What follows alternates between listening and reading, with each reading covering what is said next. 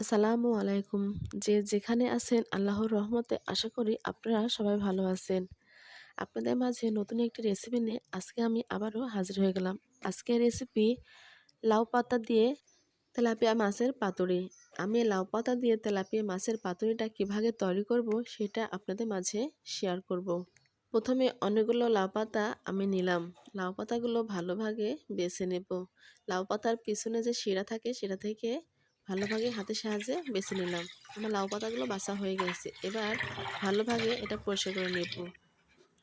লাউ পাতাগুলো পরিষ্কার করা হয়ে গেছে। এখানে আমি পাতুরি বানানোর জন্য অনেকগুলো বাটা মশলা নিয়েছি। সরিষা বাটা, কাঁচামরিচ বাটা, পেঁয়াজ বাটা, রসুন বাটা, আদা বাটা এবং জিরা বাটা। তার সঙ্গে দিলাম ১ চামচ হলুদের গুঁড়া, ১ চামচ শুকনো লঙ্কার গুঁড়া, ১ চামচ ধনিয়া গুঁড়া। তার সঙ্গে দিলাম স্বাদ মতো লবণ। সর্বশেষে দিয়ে দিলাম পরিমাণ মতো রান্নার রেগুলার তেল।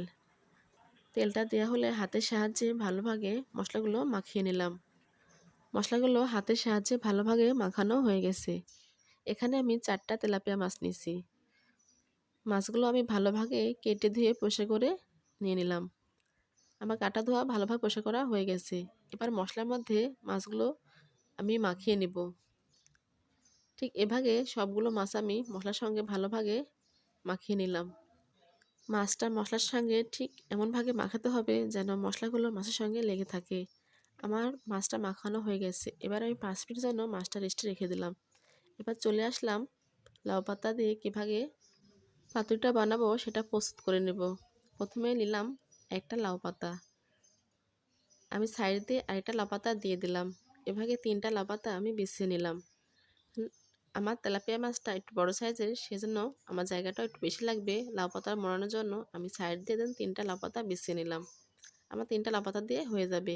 এবার মাঝখান দিয়ে যে মশলাটা মাখিয়ে রাখলাম সেই মশলাটা আমি সুন্দরভাবে বিছিয়ে নিলাম। মশলার উপরে মাছটা দিয়ে দিলাম। মশলাটা দিয়ে মাছটা ভালোভাবে ঢেকে দিলাম। মাছটা ঢাকা হয়ে গেলে আবারও মাছের উপর দিয়ে একটা বড় সাইজের লাউ পাতা দিয়ে মাছটা আর মশলাটা সহ ঢেকে দিলাম। ঢাকা হয়ে গেলে পাতুরির শেপটা দিয়ে নিলাম। আমি সাইডে মুড়িয়ে পাতুরির শেপটা দিলাম। এবার আমি আরেকটা পাতুরির শেপটা দেওয়ার জন্য লাউ পাতা নিলাম। আমি 2টা লাউ পাতা এখানে নিলাম। দিয়ে মশলাগুলো আবারও ঠিক একই প্রসেসে দিয়ে দিলাম। দিয়ে মাছটা দিয়ে আবারও মশলাটা উপর দিয়ে মাছটা ঢেকে দিলাম। দিয়ে সাইড দিয়ে লাউ পাতা নিয়ে আমি মাছটা মুড়িয়ে নিলাম। ঠিক এভাবে আমি সাইড দিয়ে মাছটা মুড়িয়ে নিলাম।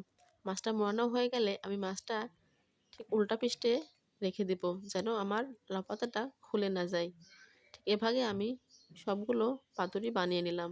আমার 4টা পাতুরি বানানো হয়ে গেছে। এবার আমি একটা প্যানে পাতুরিগুলো সুন্দরভাবে বসিয়ে নিলাম। ঠিক উল্টা পিঠে যেভাবে আমি থালাতে রেখে দিলাম। 4টা তেলাপিয়া মাছের পাতুরি সুন্দরভাবে সাজিয়ে প্যানে বসিয়ে দিলাম।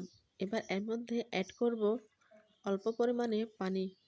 পানিটা অল্প পরিমাণে অ্যাড করলাম। বেশি পানি অ্যাড করলে পাতুরিটা ভালো হবে না, কারণ পাতুরি গায়ে পানিটা উঠে আসলে পাতুরিটা নষ্ট হয়ে যাবে, খেতে ভালো লাগবে না।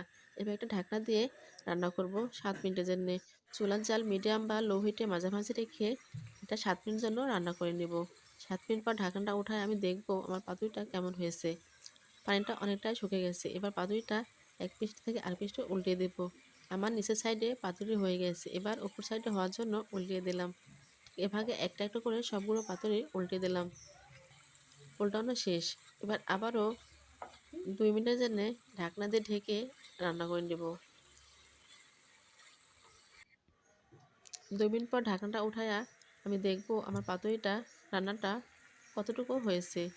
পাতুরিটা রান্নাটা অনেকটাই হয়ে আসছে। এবার আমি একটা প্যানে 2 সাইডে ধরে সুন্দরভাবে নাড়িয়ে দিলাম যেন নিচে লেগে না যায়।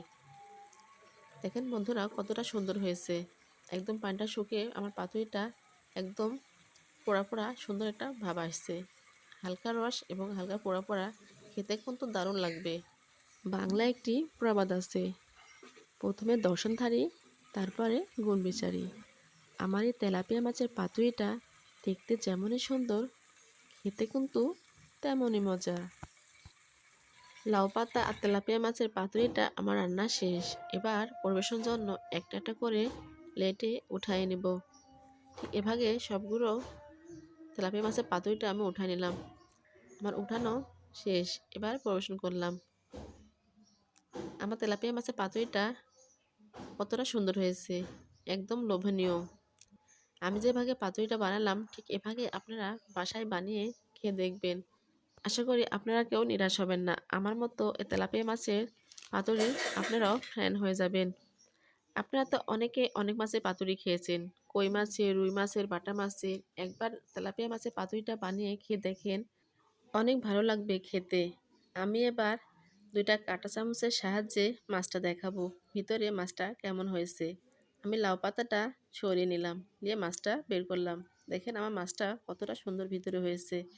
একদম মশলাগুলো ঢুকিয়ে মাছটা অনেক সুন্দর রান্না হয়েছে। আমি খেয়ে দেখলাম। আলহামদুলিল্লাহ। অনেক মজা হয়েছে আমার এই তেলাপিয়া মাছের পাতুরিটা। আমি যেভাবে তেলাপিয়া মাছের পাতুরিটা রান্না করলাম ঠিক এভাবে আপনারা বাসায় রান্না করে দেখতে পারেন।